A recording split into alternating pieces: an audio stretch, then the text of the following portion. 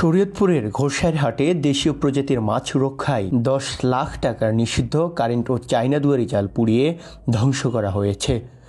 দেশীয় প্রজাতির মাছের উৎপাদন বাড়াতে এই অভিযান পরিচালনা করে মৎস্য বিভাগ।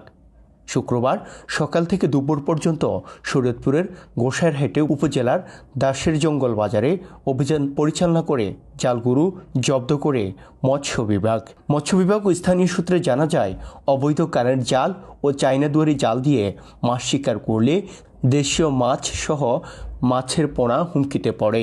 তাই গোপন সংবাদের ভিত্তিতে ঘোষাইরহাট উপজেলা মৎস্য বিভাগ অভিযান পরিচালনা করে 3টি গোডাউন থেকে 3 লাখ মিটার অবৈধ কারেন্ট জাল ও 220 পিস চায়না দুয়ারি জাল জব্দ করে। জালগুলোর আনুমানিক বাজার মূল্য 10 লাখ টাকা বলে জানিয়েছে মৎস্য বিভাগ। জব্দকৃত জালগুলো ঘোষাইরহাটের পট্টি ব্রিজ সংলগ্ন নদীর পাড় দিয়ে স্থানীয়দের সম্মুখে পুড়িয়ে দিয়েছে মৎস্য বিভাগ। তবে জালগুলো যেসব গোডাউন থেকে জব্দ করা হয়েছে সে সকল গোডাউনের নাম জানায়নি মৎস্য বিভাগ।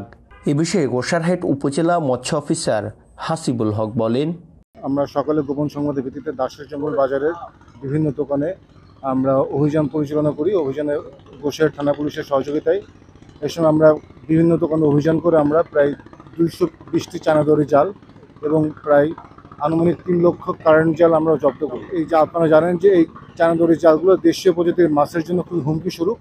এই জালের বিরুদ্ধে আমাদের অভিযান সবসময় আমরা পরিচালনা করে থাকি। তারই ধারাবাহিকতা আজকে আমরা অভিযানে নেমেছিলাম। জনস্বার্থে আমাদের অভিযান অব্যাহত থাকবে। এটা আনুমানিক বাজার মূল্য আপনার প্রায় 10 লক্ষ টাকা। অভিযানের সময় আমরা যখন অভিযানে নেমেছিলাম তখন আসলে আমরা গোডাউনে অভিযান করেছি, তখন তারা আমাদের উপস্থিতি টের পেয়ে তারা ওখানে স্থান ত্যাগ করেছে।